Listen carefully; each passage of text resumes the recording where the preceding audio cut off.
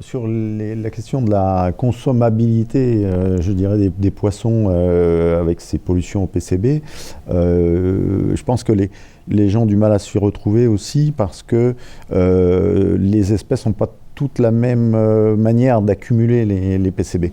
Et il y a comme c'est une bioaccumulation qui se fait progressivement dans le temps et qui se fait en fonction de la position de l'espèce dans la chaîne alimentaire, hein, finalement.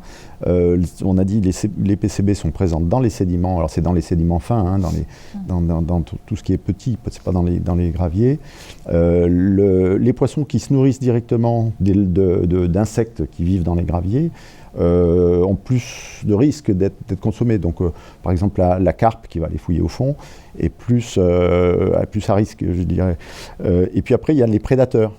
Parce que plus on est haut dans la chaîne alimentaire, plus il y a une accumulation dans cette chaîne alimentaire. Donc un poisson, par exemple, qui est très apprécié des pêcheurs, qui est le sandre, lui, il accumule finalement beaucoup, et en plus, il atteint des âges assez respectables.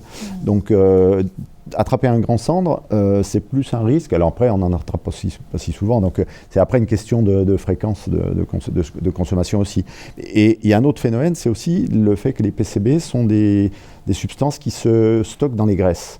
Hein, donc plus le poisson va être gras, plus on a un risque de trouver des concentrations fortes de PCB. Hein, les poissons gras, ça va être par exemple l'anguille, hein, un poisson qui accumule beaucoup de PCB, le silure, il y a un certain nombre de poissons comme ça qu'il vaut mieux éviter. Et dans les recommandations qui sont émises, on retrouve justement en fonction des espèces, des recommandations de consommation.